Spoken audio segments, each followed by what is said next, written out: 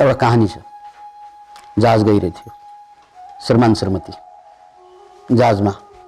Japanese कथा हो, एउटा समुराईको कथा। जहाजमा बसेर उनीहरू भर्खर बिहे भएको हनीमुनको पीडितमा थियो अनि जहाज सुइँ गइरहेथ्यो। त्यतिकैमा तुफान आउँछ। के आउँछ? तुफान आउँछ। तुफान आएपछि त्यो केटी चाहिँ साह्रै डराइन्, किनकि तुफान पनि यस्तो यस्तो आइरहेथ्यो, जहाज यस्तो यस्तो चलिरहेथ्यो। भर्खर त बिहे भएको हनीमुनको पीडित चलिरहेको अनि जहाज यस्तो यस्तो चल्न थालिसक्यो। अब कहिले मर्ला भन्ने ठेगानै छैन। त्यसपछि त्यो महिला चाहिँ डुक डुक डुक गऱ्यो, पसिना पसिना भयो, डराएर चाहिँ श्रीमानले पैसा मातेर ल खत्तम भयो, यहाँ खत्तम भयो, अब सिद्धियो। डरको पराकाष्ठ। श्रीमान समुराई, समुराई भनेको परम्परागत आर्मी जापानको।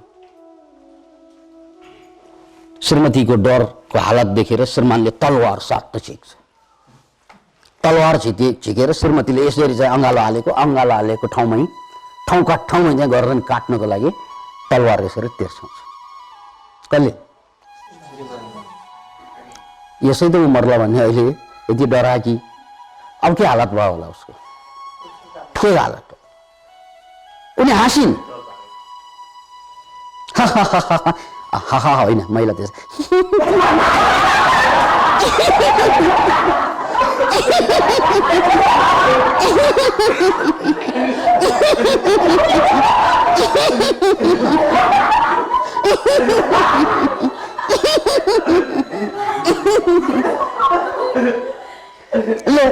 तलवार त्यहाँ गर्दनमा गइसक्यो।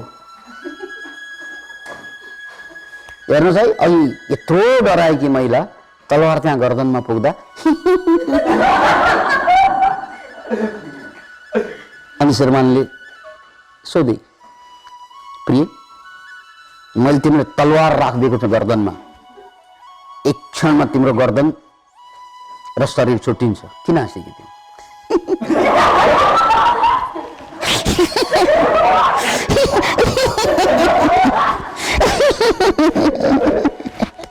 हजुरले मलाई काट्न सक्नुहुन्छ किनकि I know you love me a lot. तपाईले मलाई कति माया गर्नुहुन्छ भने त मलाई थाहा छ नि, कहाँ काट्न सक्नुहुन्छ? तलवार त राखेकै हो नि है। अनि तलवार चाहिँ बिस्तारै म्यानमा राखेर, प्रिय डराउनु पर्दैन, जसरी तिमीलाई म प्रति भरोसा छ त्यसकारण तिमी डराएनौ तलवार देखेर पनि, त्यस्तै मलाई परमात्मादेखि भरोसा छ त्यसकारण म डराउँदैन।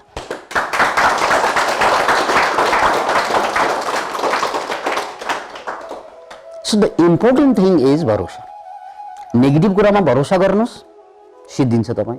पोजिटिभ कुरामा भरोसा गर्नुहोस्, आउँछ ताकत। मेन कुरा भरोसा। हामी बलियो हुनु कि कमजोर हुनु भन्ने विचार आउँछ, त्यो विचारमाथिको भरोसा। सबभन्दा ठुलो चीज दुनियाँमा के हुन्छ? भरोसा।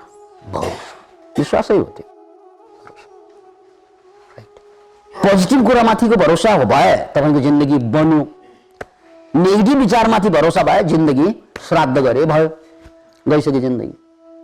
किनकि मनमा त कहिले पोजिटिभ कुरा आउँछ, कहिले नेगेटिभ कुरा आउँछ, पोजिटिभ नेगेटिभ त भइरहन्छ मनमा। पोजिटिभ कुरा आउँदाखेरि पोजिटिभ कुरामाथि चाहिँ भरोसा भइदियो भने मैले सक्छु, म अगाडि बढ्न सक्छु, हो दिस इज माई भरोसा, त्यसले मलाई माथि माथि माथि लान्छ।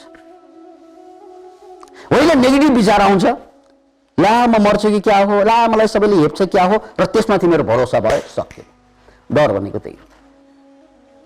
त्यो कथामा हेर्नुहोस् त, तलवार यहाँ आउँदाखेरि पनि उनी डराएनन्, किनकि विचार त आयो नि यसले काट्ला कि भन्ने त विचार त आउँछ। त्यो विचारमाथि उसको भरोसा भयो कि भएन? भएन। भरोसा भएको भए के हुन्थ्यो? बेहोस हुन्थ्यो, राइट? त्यसकै यहाँ तलवार परेर चाहिँ पीडित हुँदैन क्या मान्छे? त्यो डर भनेको विचार हो, त्यो विचारमाथि र यसले मलाई मार्ने नै भयो भन्ने चाहिँ विचार आयो भने सक्यो। भरोसा, विचारमाथिको भरोसा।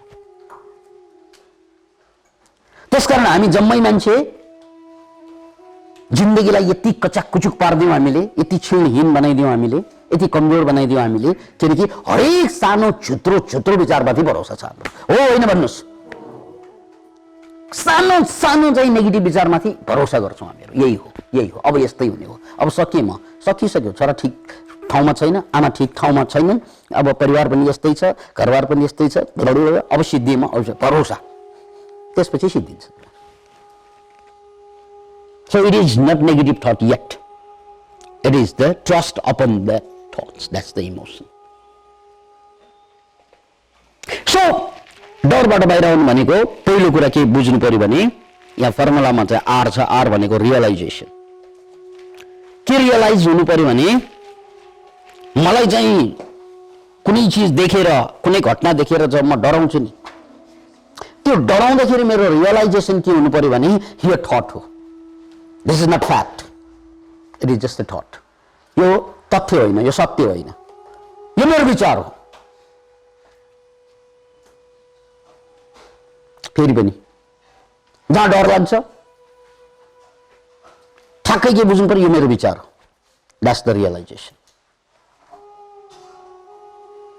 This is very important. तपाईँ डरबाट बाहिर आउनुलाई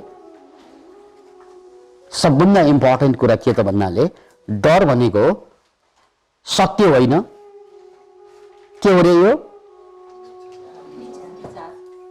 विचार, मेरो विचार, विचार पनि मेरो विचार मात्रै हो। यति बुझे पुग्यो। तपाईँ अँध्यारोमा जाँदाखेरि सराक सुरुक कतै आवाज आउँदाखेरि डराउनुहुन्छ नि, कुनै पनि अँध्यारो ठाउँमा अथवा राति 12 बजे निस्कँदा अँध्यारोमा हामी डराउँछौँ। आवाज आइरहेको छ, सराक सुरुक, कुकुर भुकिरहेको होला, त्यहाँ हामी भूतको लागि भनेर डराउँछौँ, या कुनै डाकु चोर लुटेराले केही गर्ला कि भन्ने ठाउँ हेरेर डर लाग्छ। त्यो गर्न अगाडि नै डर लाग्छ। भूत देखेकै हुँदैन, चोरले लुटेकै हुँदैन, तर पहिल्यै डर लाग्छ।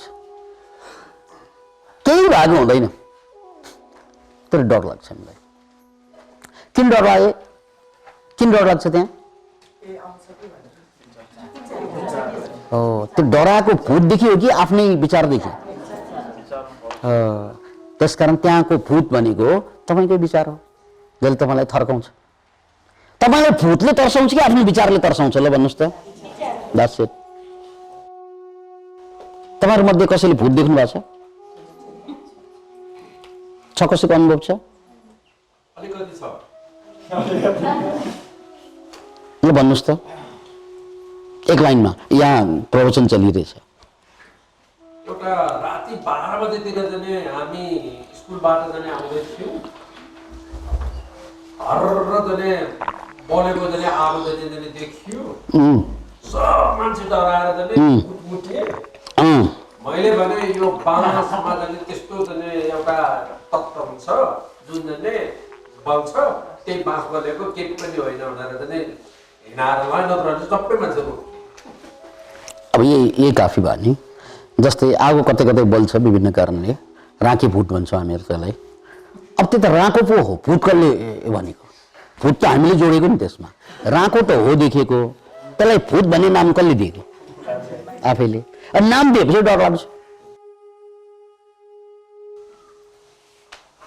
त्यसकारण हामीले छाया देख्छौँ, त्यो छाया देखेपछि त्यसलाई भूत भन्छौँ। त्यो त छाया हो नि, किन भूत भने?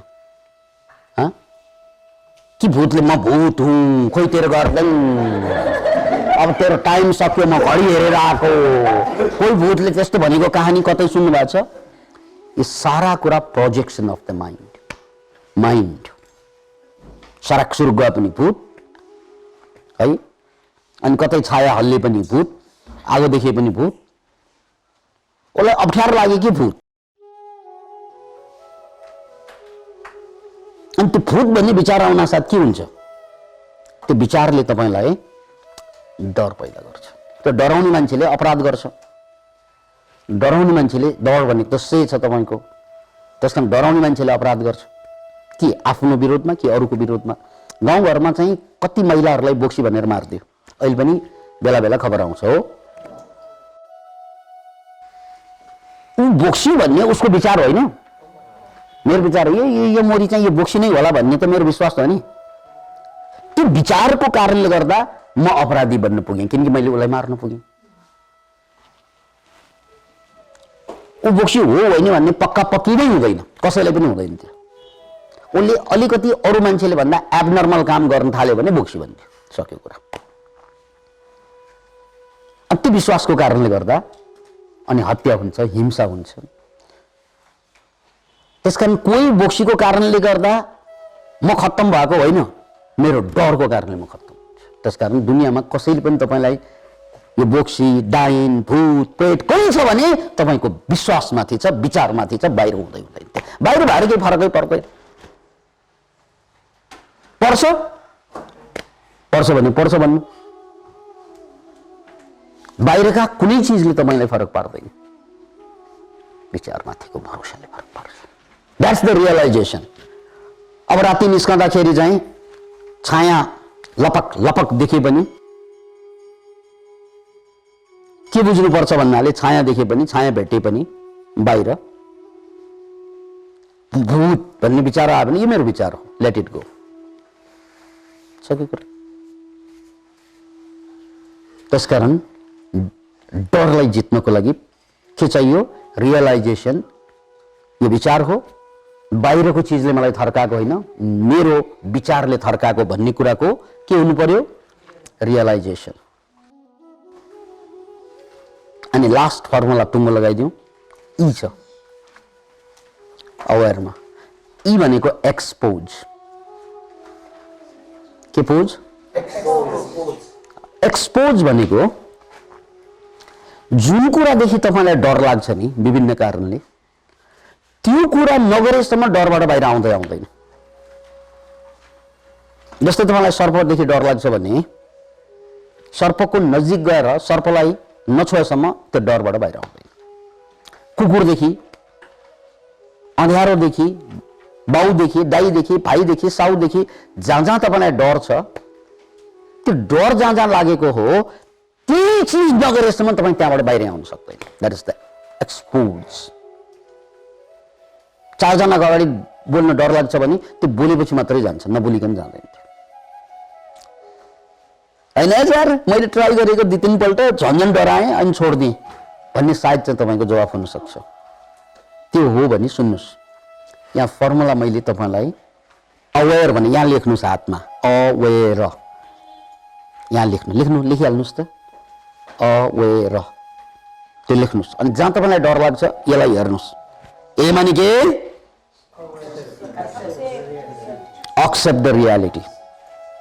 मलाई डरलाई जस्ताको तस्तो मैले स्वीकार गरेँ। ओके, डरबाट बाहिर आउने होइन। अनि डब्लु माने के? वाच। शरीर कचाकुचुक भएको होला, शरीरलाई ठाडो पार्नुहोस्, गहिरो गहिरो सास तान्नुहोस्, आँखामाथि पार्नुहोस्, अवेयर। अनि त्यसपछि के? ए भनेको एक्ट अपन, शरीरलाई मिलाउने। अनि त्यसपछि के? रियलाइज। मलाई डर लागेको यो चिजले होइन, विचारले हो। सर्प देखेर डर लागेको होइन, विचारको कारणले। बाउ देखेर डर लागेको होइन, मेरो विचारको कारणले। आगो देखेर डर लागेको होइन, मेरो विचारको कारणले। हाइट देखेर डर लागेको होइन, मेरो विचारको कारणले। This is my thought. Okay. अनि त्यसपछि यति भनेर पुग्दैन। यसपछि चाहिँ फाइनल कुरा चेन्ज भनेको त एक्सनले चेन्ज गर्ने हो। आधा काम चाहिँ रियलाइजेसनले हुन्छ। मलाई डर लागेको, रियलाइजेसन के गर्नु पर्यो? यो मेरो विचार हो। त्यसपछि एक्सनमा जानु पर्यो। जेदेखि डर लाग्छ गर्ने त्यही हो।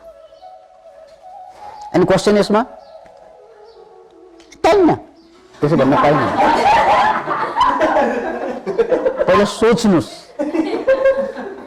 किनकि यहाँ भनेपछि त अब डरबाट बाहिर आउनु पर्यो है, डरबाट बाहिर आउनु पर्यो। अब गएर तपाईँलाई जे चिजदेखि डर लागेको छ घरमा गएर प्र्याक्टिस गर्नुहोस्। एक्सपोज, यो फर्मुला लगाएर युज गर्नुहोस्। 2-4 पल्ट गरिसकेपछि, जस्तै साङ्लोदेखि डर आएको छ भने यही फर्मुला। कसैलाई चाहिँ माउसुलीदेखि डर लाग्छ होला, कसैलाई किरादेखि डर लाग्छ होला, फोबियाजहरू हुन्छन्। कसैलाई 4 जनादेखिको अगाडि बोल्न डर लाग्ला। जहाँ जहाँ जे डर लागेको छ गर्ने त्यही हो, तर फर्मुला दिएको छु। त्यो फर्मुलालाई फलो गर्नुहोस्, you will come out of it. Okay, thank you.